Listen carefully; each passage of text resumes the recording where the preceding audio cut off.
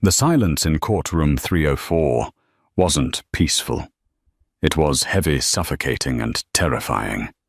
Caleb Sterling stood in his $3,000 suit, pointing a shaking finger at the woman he had promised to love forever. He didn't just want a divorce. He wanted to destroy her. He called her lazy. He called her a financial leech. He laughed as he told the judge she was nothing without him. But Caleb made one fatal mistake. He forgot who she was before she took his name. When the judge finally opened the sealed envelope on his desk, the color drained from his face. He looked at the trembling wife, then back at the arrogant husband, and whispered 3 words that changed everything. "You think you know how this ends? You have no idea." The rain battered against the tall, reinforced glass windows of the Seattle King County Superior Court. It was a gray, miserable Tuesday in November, the kind of day that soaked into your bones and made you feel as though the sun would never shine again. Inside the courtroom, the atmosphere was even colder. Caleb Sterling checked his reflection in the dark screen of his phone. He looked perfect. His charcoal gray suit was tailored to within a millimeter of his life. His tie was a deep, power red silk, and his hair was gelled back with the precision of a man who controlled every aspect of his existence. He was the CEO of Nebula Logistics, a company that had seen a 400% growth in the last fiscal quarter. He was the golden boy of the Pacific Northwest tech scene, a man featured in Forbes under the 30 under 30 list just 5 years ago. Now at 35, he was tired of the dead weight dragging him down. He glanced to his left. Sitting at the defendant's table was Grace. Grace Sterling looked nothing like the wife of a multimillionaire. She wore a beige cardigan that had seen better days. Her hair was pulled back in a messy, loose bun, held together by a cheap plastic clip, and she was staring at her hands. She looked small, defeated. "Stop slouching," Caleb hissed, leaning over the aisle that separated their tables before the session began. "You look pathetic. At least try to have some dignity while I take everything." Grace didn't look up. She just smoothed the wrinkles on her skirt. "I'm just waiting, Caleb," she whispered, her voice raspy, as if she hadn't spoken in days. "Waiting for what? A miracle," Caleb scoffed, turning back to his lawyer. Caleb's lawyer was Richard Banks, the kind of attorney who cost more per hour than most people made in a month. Banks was a shark in a human suit, known for tearing apart spouses in divorce settlements until they were left with nothing but debt and emotional trauma. "Don't worry about her, Caleb," Banks said, organizing a stack of files thick enough to serve as a doorstop. "We have the prenup. We have the character witnesses. We have the financial records showing she hasn't contributed a dime to the household in 6 years. This is a slam dunk. We'll have you single and liquid by lunch." Caleb smirked. "I just want her out of the house, Richard. She depresses me. It's like living with a ghost. A broke, uneducated ghost." On the other side of the aisle, Grace sat alone. She didn't have a lawyer. When she had filed the paperwork, stating she would be representing herself, Caleb had laughed for 10 minutes straight. He had told all his friends at the country club about it. "My wife, who failed community college, is going to go up against Richard Banks. Bring popcorn." The bailiff's voice cut through the murmuring in the room. "All rise. The Honorable Judge Arthur Harrison, presiding." The door behind the bench opened, and Judge Harrison walked in. He was a man in his 60s, with a reputation that made grown lawyers sweat. He was known as the Hammer because he had zero tolerance for theatrics lies or waste of time. He adjusted his spectacles, his eyes scanning the room like a hawk, looking for a field mouse. He sat down, the heavy wood of the chair creaking in the silence. "Be seated," Harrison grunted. He opened the file in front of him. Case number 49202 Sterling versus Sterling. Petition for dissolution of marriage. I see we have a contest regarding asset distribution and spousal support. Yes, Your Honor. Banks stood up, buttoning his jacket smoothly. My client, Mr. Sterling, is petitioning for a total severance of assets based on the prenuptial agreement signed 7 years ago. Furthermore, we are denying the request for alimony on the grounds of, well, frankly, Your Honor, parasitic behavior. Judge Harrison peered over his glasses. Parasitic behavior. That is a colorful legal term, Mr. Banks. Accurate, however.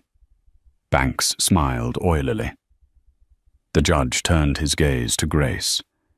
She stood up slowly. She looked terrified. Her hands were shaking. And you are representing yourself, Mrs. Sterling? The judge asked, his voice softening slightly, perhaps out of pity. Yes, Your Honor, Grace said. Her voice was quiet, barely audible.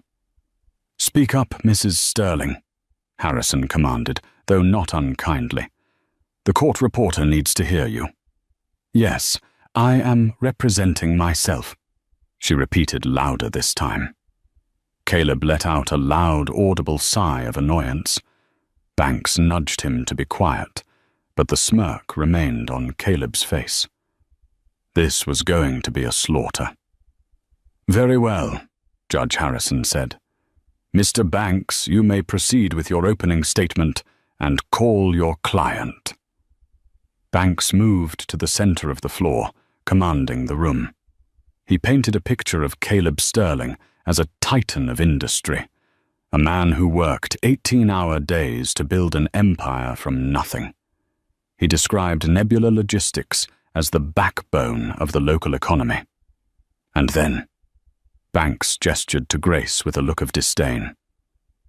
We have Mrs. Sterling, a woman who for the last 6 years has not held a job, a woman who spends her days at home while my client toils, a woman who, despite having every opportunity provided by my client's success, has chosen a life of lethargy. He called Caleb to the stand. Caleb walked up, placing his hand on the Bible, swearing to tell the truth. He sat down, crossing his legs, looking confident. Mr. Sterling, Banks began, tell the court about the nature of your marriage. It started well, Caleb lied smoothly. But as my business grew, Grace, she just stopped trying. I tried to encourage her. I offered to pay for university. I offered to set her up with a small business. She refused everything. She just wanted to sit in the house I bought, eating the food I paid for, wearing the clothes I purchased. Did she contribute to the household chores, domestic duties? Caleb laughed.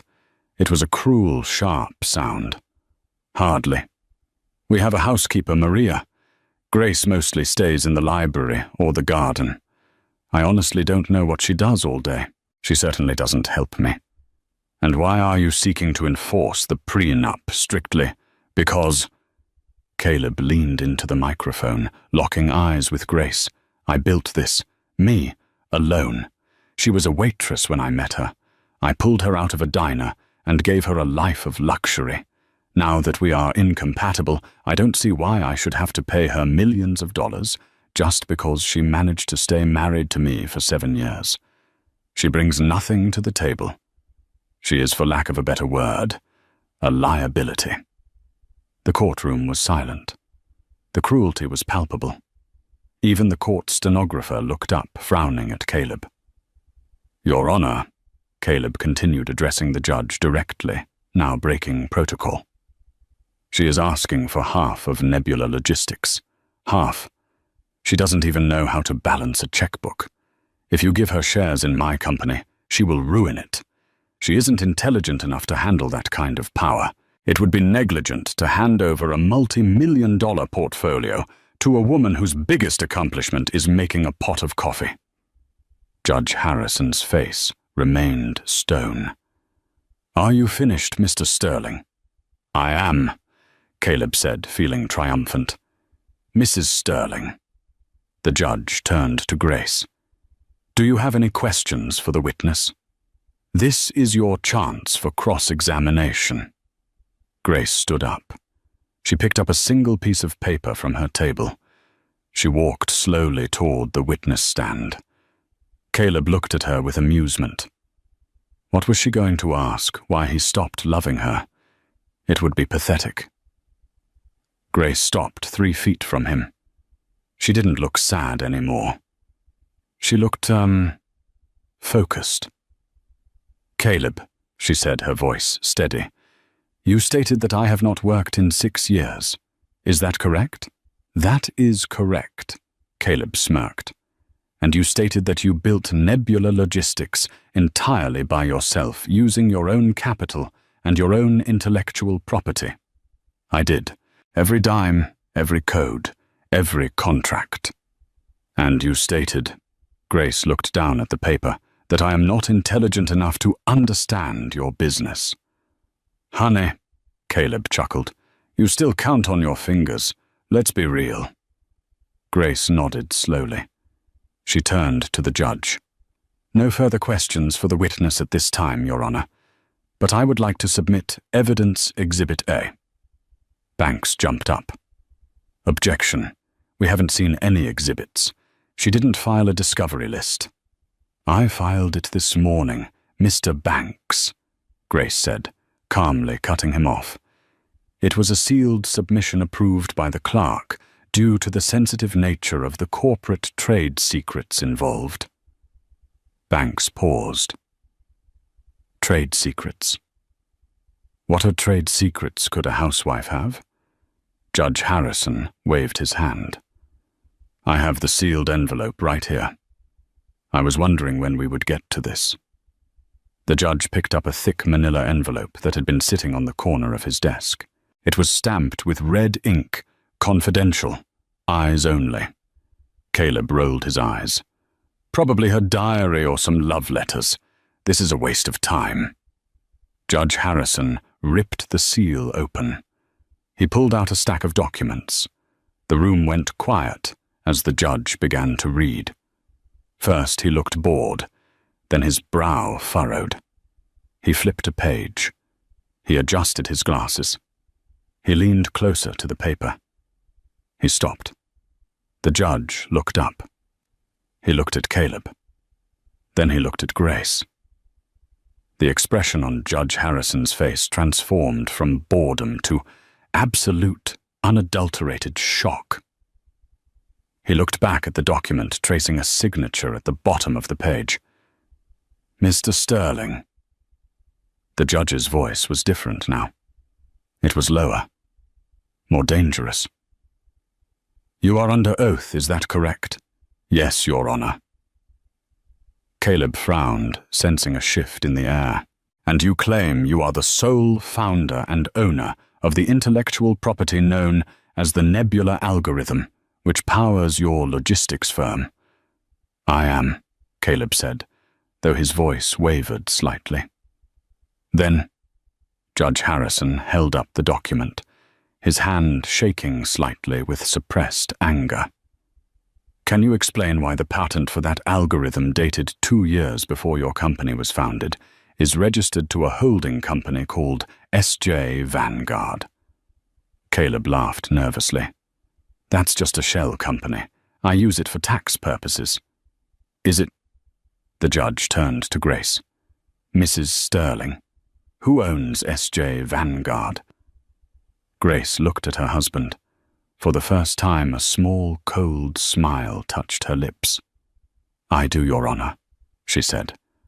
Caleb froze. "That's a lie. She's lying. She doesn't own anything." "Mr. Banks," the judge barked, "sit your client down, now." Judge Harrison turned his full attention to Grace.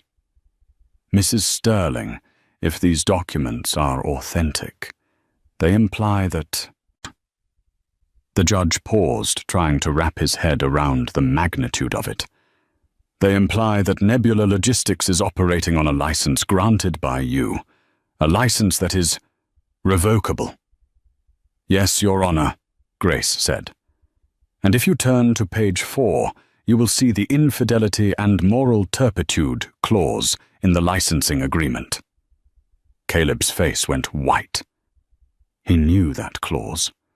He had signed the licensing agreement years ago without reading it, thinking it was just paperwork his lawyer at the time had handled. He thought S.J. Vanguard was some faceless offshore entity his old partner had set up.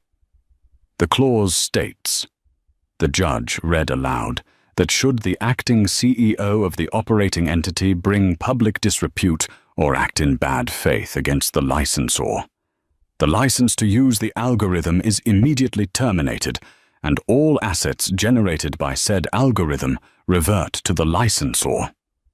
The courtroom was so quiet you could hear the rain hitting the glass like bullets. Mr. Sterling. The judge looked at Caleb with a mixture of pity and disgust. You just spent an hour humiliating the licensor of your entire business. You just called the owner of your fortune a leech in open court. Caleb stood up, panicking. No, that's impossible. She's a waitress. She's Grace. Sit down. The judge slammed his gavel. I want to call a witness, Grace said softly. I want to call Mr. Marcus Vane. The doors to the back of the courtroom opened. A man walked in. He was older, distinguished, wearing a suit that cost more than Caleb's car. Everyone in the legal world knew Marcus Vane. He was the most feared corporate attorney in Chicago, perhaps in the country. He usually handled mergers for Fortune 500 companies, not divorces. But he wasn't walking to the defendant's table to represent Grace. He walked to the witness stand. Mr. Vane. Grace nodded to him. Mrs. Sterling. Vane bowed his head respectfully to her. Not to the judge. To Grace. Caleb felt the room spinning. Why was Marcus Vane bowing to his wife Banks? Caleb's lawyer looked like he was about to be sick. He recognized Vane. He whispered frantically to Caleb, "Shut up! Do not say a word. That is Marcus Vane. If he is here, we are in serious trouble." Judge Harrison gestured for Vane to be sworn in. Mr. Vane? Grace asked, standing confidently in the middle of the room now. The slouch was gone. The meek housewife demeanor had evaporated, replaced by a posture of steel. Please state your relationship to me. I am the personal attorney and estate manager for the Prentice Family Trust, Vane said, his voice booming. Prentice. Caleb blinked. Grace's maiden name was Prentice, but Prentice was a common name. There were thousands of Prentices. And, Vane continued, looking directly at Caleb with eyes like flint, I have served as the proxy director for Mrs. Sterling's business interests for the last decade to protect her privacy. Can you explain to the court, Grace asked, who my father was? Your father was Elias Prentice, Vane stated. A gasp went through the courtroom. Even the judge's eyes widened. Elias Prentice wasn't just a rich man. He was an inventor, a recluse, and a genius who had patented key technologies used in everything from satellite navigation to shipping logistics in the late 90s. He had died 7 years ago, leaving his fortune to charity. Or so everyone thought. And what did my father leave me? He left you everything, Vane said, including the patent portfolio known as the Foundation Series. He also left you a specific instruction to find a partner who loved you for you, not for the name or the money. That is why you adopted the persona of a woman of modest means. Caleb gripped the table. His knuckles were white. This is a joke, he whispered. She worked at a diner. I saw her W-2s.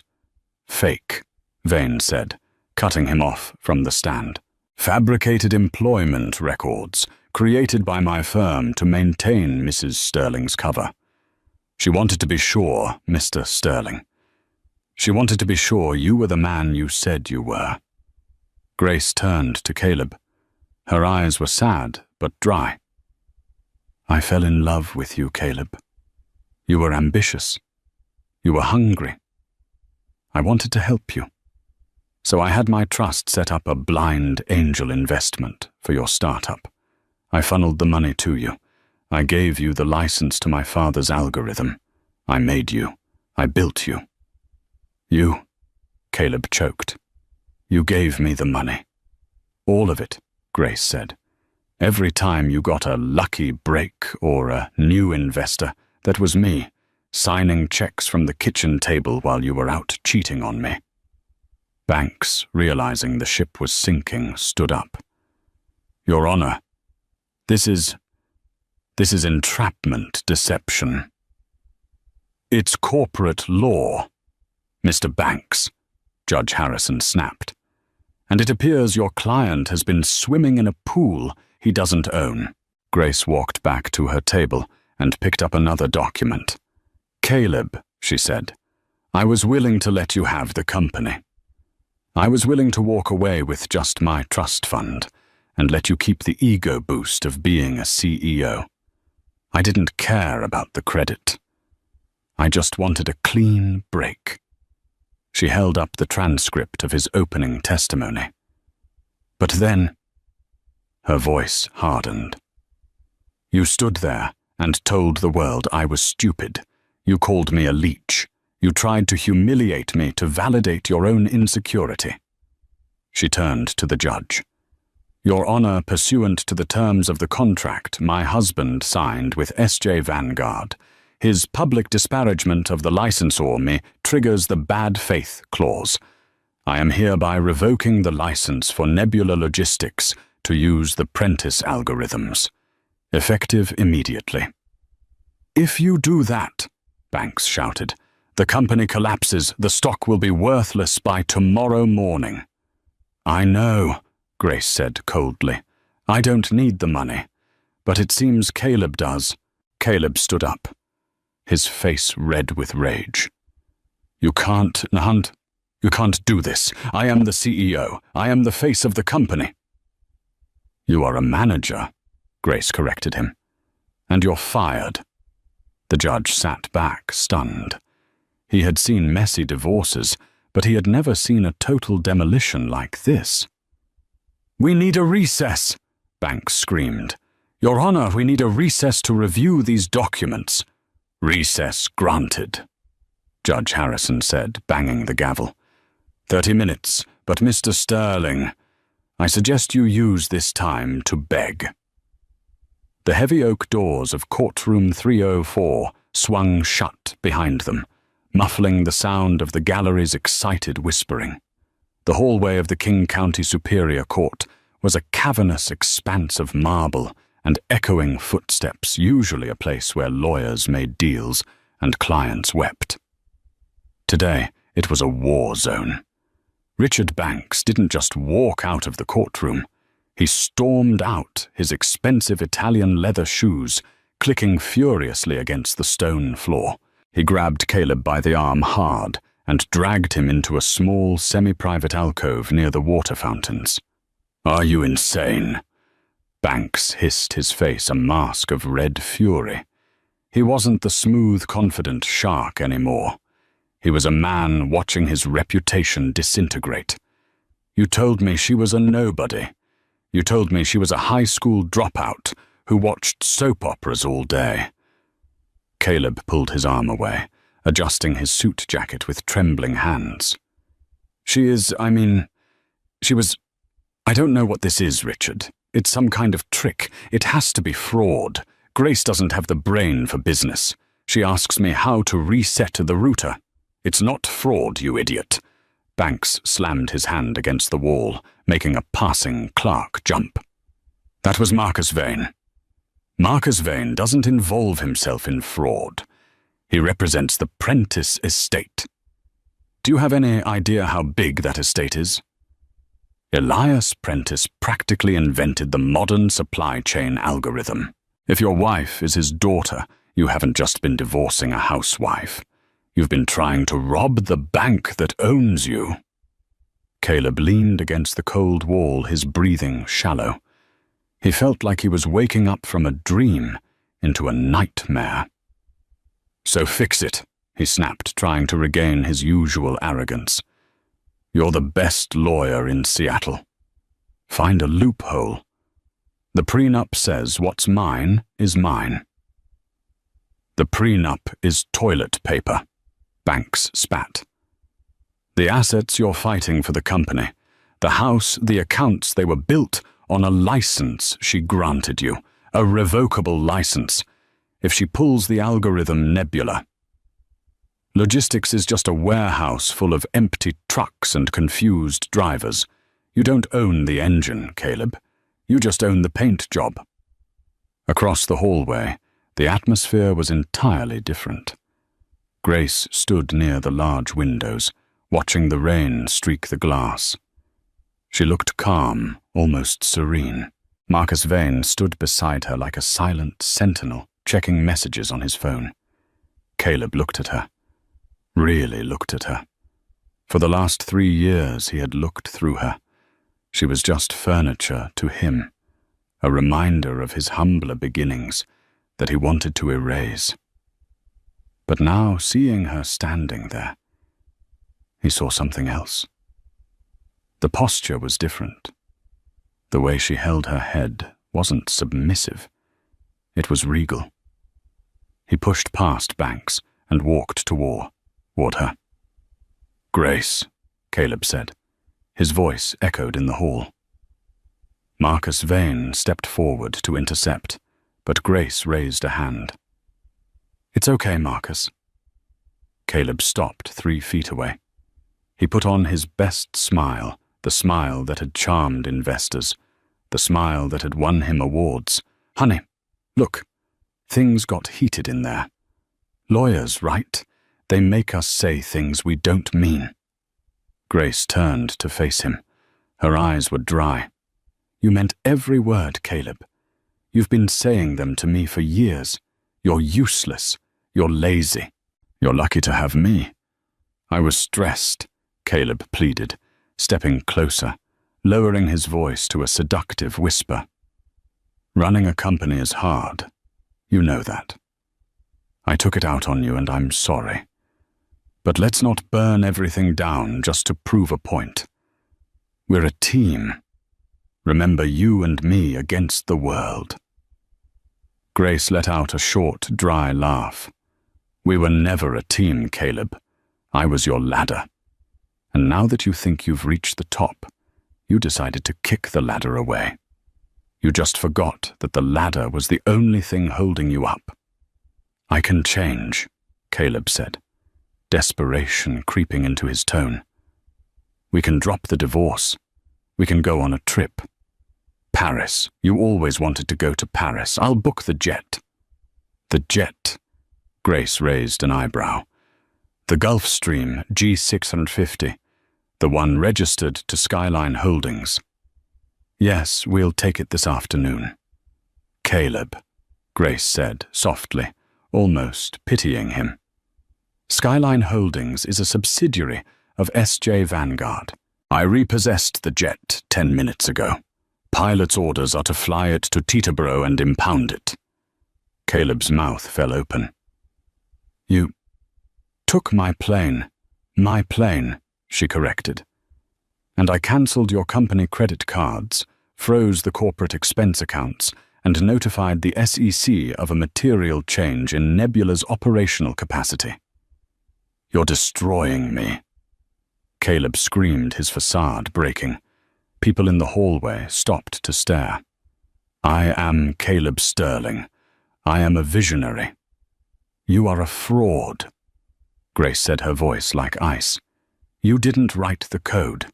You didn't design the logistics network. My father did. You were just the handsome face I put in front of the camera, because I didn't want the fame. I wanted a husband. I wanted a family. But you were too busy sleeping with your VP of marketing to give me that." Caleb froze. The blood drained from his face. "Oh." Grace smiled, but it didn't reach her eyes. "You didn't think I knew about Veronica." Downstairs in the grand marble atrium of the courthouse, Veronica Hale sat on a plush leather bench, scrolling through Instagram. Veronica was stunning. She was 26, blonde, and possessed the kind of sharp manufactured beauty that required hours of maintenance and thousands of dollars a month. She was currently the vice president of marketing at Nebula Logistics, a title Caleb had created for her 3 months after they started sleeping together. She checked her watch. It was a gold Cartier Panthère, a gift from Caleb for their 6-month anniversary. "Taking forever," she muttered, tapping her manicured nails on her phone screen. She was waiting for the all-clear text. Caleb had promised that by noon, the dead weight would be cut loose and they could go to lunch at Canlis to celebrate their freedom. They were planning to announce their engagement next month, once the ink on the divorce was dry. Veronica had already picked out the ring, a 5-carat oval diamond. Her phone buzzed. It wasn't a text from Caleb. It was a notification from the Bloomberg app. Breaking news. Nebula Logistics stock plummets 40%. In afternoon trading amidst licensing scandal. Veronica frowned. She tapped the notification. Shares of Seattle tech darling Nebula Logistics are in free fall this afternoon, following rumors that the company has lost the rights to its core operating algorithm. Sources close to the company suggest that the intellectual property was never owned by CEO Caleb Sterling, but rather licensed from a trust controlled by... Veronica squinted at the screen. The text was small, controlled by the Prentice estate currently managed by his estranged wife, Grace Sterling. Veronica felt a cold knot form in her stomach. That couldn't be right. Grace was a frump. Caleb called her the maid. He said she barely graduated high school. Suddenly her phone started blowing up. Emails from the office. From HR department. Subject: immediate. Freeze on all accounts from payroll subject: notice of suspension. Veronica stood up, her heels clacking on the floor. She tried to call Caleb. It went straight to voicemail. "What is going on?" she hissed. She saw the elevator doors open. A group of reporters who had been camping out for a different trial suddenly perked up. They weren't looking at her. They were looking at the staircase. Caleb was descending the stairs. He looked disheveled. His tie was crooked. He was sweating. Beside him, Richard Banks looked like he wanted to be invisible. "Caleb!" Veronica shouted, waving her hand. She pushed through the crowd of reporters. "Caleb, baby." Caleb looked up. When he saw Veronica, he didn't look happy. He looked terrified. "Not now, Veronica," he muttered, trying to push past her. "What do you mean, not now?" She grabbed his lapel. "My company card just got declined for my latte. And have you seen the stock price? What did you do?" "I didn't do anything," Caleb snapped, pushing her hand away. She tricked us." "Who?" "Grace, the wife." Veronica laughed incredulously. "The one you said owns sweatpants and how could she trick you?" Before Caleb could answer, the double doors at the top of the stairs opened again. Grace Sterling walked out. She had taken off the beige cardigan. Underneath, she wore a simple black dress that looked modest, but to a trained eye like Veronica's was clearly vintage Chanel.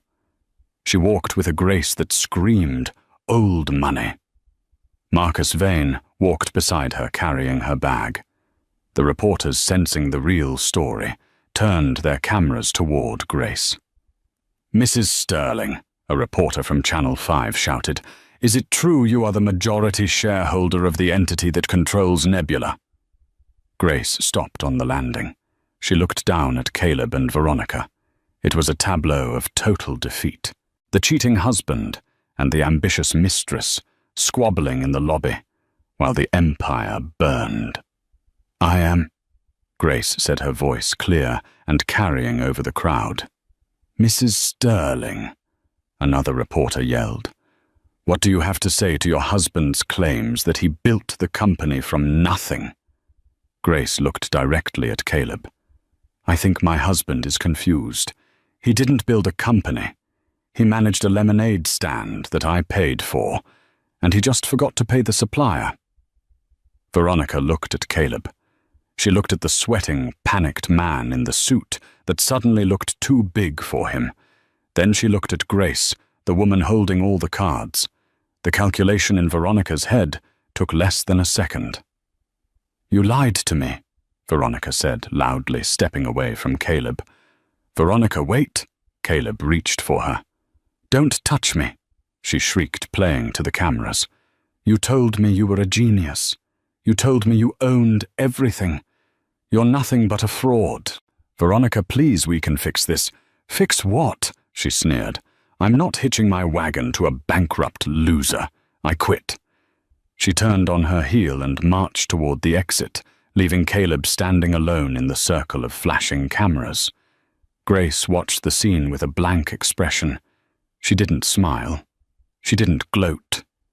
She just turned to Marcus Vane. "Shall we go, Marcus? I have a board meeting to attend." The headquarters of Nebula Logistics was a glass tower in downtown Seattle. The boardroom on the 40th floor offered a panoramic view of the Puget Sound, a view that usually made the board members feel like gods. Today the mood was apocalyptic. There were 7 board members sitting around the long mahogany table. They were shouting over each other on phones with frantic investors, checking tablets that showed the stock price diving into the red. "We've lost $300 million in market cap in 2 hours, shouted eager-to-please board member Greg Sullivan, who is contacting Caleb. "Where is he?" "Caleb is unreachable," said the chairman, a stern man named Arthur Doyle. "And frankly, based on the legal briefs I've just received from the Prentice estate, Caleb is the least of our problems." The double doors swung open. Everyone turned, expecting Caleb to burst in with an explanation. Instead, Grace Sterling walked in. The room went silent. Most of these men had met Grace at company Christmas parties. They remembered her as the quiet wife who handed out coats or stood in the corner drinking sparkling water. They had dismissed her as a trophy wife, who wasn't even particularly trophy-like. She walked to the head of the table, Caleb's seat. "Gentlemen," she said calmly, "and Ms. Davies." She nodded to the sole female board member. "Mrs. Sterling." Arthur Doyle stood up, confused. "This is a closed session for the board of directors. You can't be here." "Actually, Arthur," Grace said, placing a leather portfolio on the table. "I can." She remained standing. "As you know, Nebula operates under a Series B licensing agreement with SJ Vanguard. That agreement has a change of control provision." "There hasn't been a change of control," Greg Sullivan argued. "Caleb is still CEO." "Caleb is in breach of contract," Grace corrected, "which triggers a default. In the event of a default, SJ Vanguard has the right to convert its outstanding royalties into equity." She opened the portfolio and slid a single sheet of paper down the long table. It spun perfectly, stopping right in front of Arthur Doyle. "I executed the conversion 10 minutes ago," Grace said. "I now own 51% of the voting shares of Nebula Logistics." Doyle picked up the paper. His hands shook as he read the legal jargon. He looked up pale. It's ironclad." "So," Grace said, finally sitting down in Caleb's chair. It was comfortable. "I am not here as the aggrieved wife. I am here as the majority shareholder." "What do you want?" Doyle asked, sinking back into his seat. "First," Grace said, "I want Caleb Sterling removed as CEO effective immediately for cause.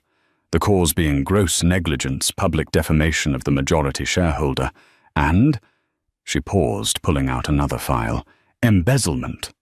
The room gasped. "Embezzlement?" Ms. Davies asked. "Corporate expenses," Grace said. "Caleb has been using company funds to pay for a condo in Belltown, a condo occupied by one Veronica Hale. He also used company funds to purchase jewelry, lease a Porsche, and fund vacations that were classified as business development trips to Cabo." She tossed the stack of credit card statements onto the table. "This is fraud," Grace said, "and I will not have a criminal running my father's legacy." "Motion to remove Caleb Sterling as CEO," Doyle said immediately. "Do I have a second?" "Second," said Sullivan, raising his hand faster than anyone. "All in favor?" Every hand went up. "Motion carried," Doyle said. "He's out." "Good," Grace said. "Second order of business. We need to stabilize the stock. You will issue a press release stating that the dispute regarding the license was a misunderstanding caused by previous management, and that the Prentice estate has reaffirmed its commitment to Nebula Logistics under new leadership." "And who is the new leadership?" Doyle asked. Grace looked around the table. "Miss Hall, until we find a suitable replacement, I will be stepping in as interim CEO." "You..." Sullivan scoffed, old habits dying hard. "Grace, with all due respect, you don't have the appearance. You've been a housewife." Grace looked at Sullivan. Her gaze was withering. "Greg," she said, "who do you think fixed the supply chain bottleneck in the Hamburg port last year?" Greg blinked. "Caleb said he did that. He said he stayed up all night rewriting the routing code." "Caleb doesn't know Java from JavaScript," Grace said. "I wrote the patch. I did it from my laptop in bed while Caleb was snoring. Who do you think negotiated the tariff reduction with the trade minister in Vietnam? Caleb went to Vietnam. Caleb went to Vietnam and got food poisoning," Grace corrected. "I did the video calls. I drafted the proposal.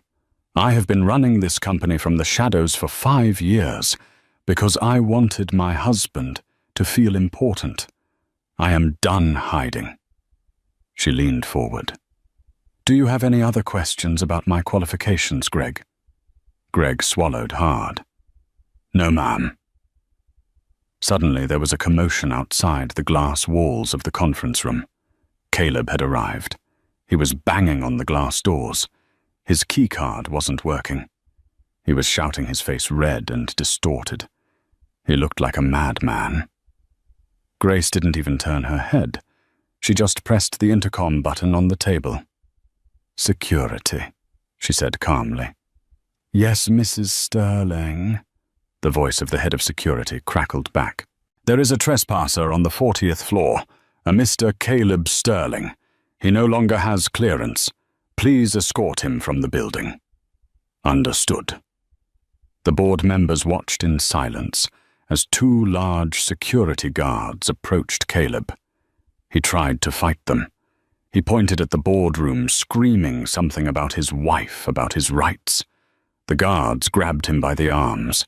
Caleb locked eyes with Grace through the glass. He looked begging, pleading. Grace looked at him. She raised her hand and gave a small, distinct wave. "Goodbye." The guards dragged him away toward the elevators.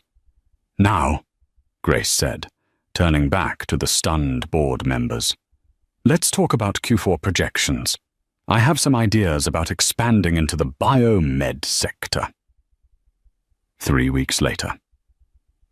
The Sunset Inn on the outskirts of SeaTac Airport was the kind of place people went when they didn't want to be found. The neon sign out front, flickered with a buzzing, dying hum, illuminating the rain-slicked pavement in a sickly orange glow. Inside room 112, Caleb Sterling sat on the edge of a mattress that smelled of stale cigarette smoke and bleach. He was unrecognizable. The $3,000 suits were gone, replaced by a wrinkled hoodie and jeans he had bought at a discount store. His perfectly styled hair was greasy and unkempt, and a patchy beard covered his jawline. He hadn't slept in 48 hours. On the cheap laminate table in front of him lay 3 things: his passport, a bottle of cheap whiskey, and his laptop. Caleb took a swig of the whiskey, wincing as it burned his throat. It wasn't the single malt scotch he was used to, but it numbed the panic that had been clawing at his chest since the board meeting. "It doesn't matter," he muttered to himself, his voice cracking. "None of it matters. I'm Caleb Sterling. I always win." He had a plan, a final desperate gambit. While Grace had frozen his domestic assets, the company accounts and the credit cards, she couldn't touch what she didn't know about. Over the last 5 years, Caleb had been methodical. Every time he closed a big deal, he had skimmed a percentage off the top consulting fees paid to shell companies' inflated vendor invoices kickbacks. He had funneled it all into a numbered account in the Cayman Islands, the sovereign vault. It was his golden parachute. There was nearly $5.5 million sitting in that account, enough to get him to Brazil, enough to start over. He would buy a villa on the coast, change his name, and live like a king while Grace rotted in the rain in Seattle. He had already booked the flight, a one-way ticket to Sao Paulo, leaving in 3 hours. He just needed to transfer the funds to a crypto wallet to make them untraceable. He opened his laptop. The screen cast a blue light on his hollow face. He navigated to the bank's secure portal. "Welcome user 884920. Please enter your password." His fingers flew across the keys. K1NGENM4K 2024. The screen loaded. A spinning wheel. Caleb held his breath. Access granted. He let out a jagged, hysterical laugh. "Yes, you missed one, Grace, you missed one." He clicked on the account balance tab, ready to see the numbers that would save his life. The page refreshed. Account balance, $0 to dollars. Caleb stared. He blinked, thinking the Wi-Fi had glitched. He hit refresh. Account balance, $0. "No," he whispered. "No, no, no." He clicked on Transaction History. There was only one recent transaction dated 2 days ago. Outbound transfer, $450,000. Recipient Nebula Logistics, Restitution Fund, authorized by Primary Trustee. Caleb felt like he had been punched in the gut. He couldn't breathe. Primary Trustee. There was no trustee. He had opened this account himself. He had flown to the Caymans personally to sign the papers. He fumbled for his phone, dialing the bank's emergency concierge line. His hands were shaking so badly, he dropped the phone twice before connecting. "Sovereign Vault Secure Line," a smooth British voice answered. "Where is my money?" Caleb screamed. "I'm looking at my account and it's empty." "Who authorized this? May I have your account number, sir?" 884920, Caleb Sterling. "One moment, Mr. Sterling. Ah, yes, I see the transaction here. The funds were repatriated on Tuesday." "Repatriated? That's theft. I didn't authorize that." "No, sir," the banker replied calmly. "But the account co-signatory did." "There is no co-signatory," Caleb yelled, standing up and kicking the chair over. "I am the sole owner. Actually, sir, if you check your original incorporation documents for the shell company, Blue Horizon Enterprises, which holds this account, you will see that the entity was set up as a subsidiary of S.J. Vanguard." Caleb froze. The room spun. "That's impossible," he whispered. "I set up Blue Horizon. My lawyer handled it." "Your lawyer at the time was Mr. Marcus Vane, was he not?" The phone slipped from Caleb's hand and hit the dirty carpet. Marcus Vane. Grace hadn't just been watching him for the last few months. She had been watching him from the very beginning, when he thought he was being clever, hiding money, setting up secret accounts. He was using lawyers she recommended. He was using structures she controlled. He wasn't a criminal mastermind. He was a rat in a maze, and Grace had built the walls. He sank to his knees. The flight to Brazil. He couldn't go. He had no money for the taxi to the airport, let alone to survive in a foreign country. Then he heard it. The sound of sirens. Not in the distance. Close. Blue and red lights flashed through the thin curtains, painting the motel room in a chaotic strobe effect. Caleb scrambled to the window and peered through the slit in the drapes. 3 police cruisers were blocking the exit to the motel parking lot. Officers were stepping out, guns drawn. But it wasn't just local police. There were men in windbreakers with FBI printed on the back. And standing near the lead car, looking miserable under a large black umbrella, was Richard Banks. Caleb bolted for the back door of the room. He threw it open and stopped dead. 2 officers were waiting right there. "Caleb Sterling," one of them asked, hand resting on his holster. Caleb backed up, retreating into the room. The officers followed him in. The front door burst open a second later. "Hands where I can see them." Caleb raised his hands. "This is a mistake, my wife. She's setting me up. You have to listen to me." An older detective walked in. Detective Miller. He looked tired. "Caleb Sterling, you are under arrest." "For what?" Caleb cried as they shoved him against the wall. "A bad divorce, is that a crime now?" "We have a federal warrant," Miller said, pulling a folded paper from his jacket. "Wire fraud, money laundering, embezzlement of corporate funds, and thanks to your little performance in court last month, 3 counts of perjury." They cuffed him. The metal bit into his wrists, cold and final. "My lawyer," Caleb shouted as they dragged him out into the rain. "I want Richard Banks. He's right there." They hauled him out to the parking lot. The rain was torrential now, soaking through his hoodie in seconds. Caleb saw Banks standing by the police line. "Richard!" Caleb screamed, fighting against the grip of the officers.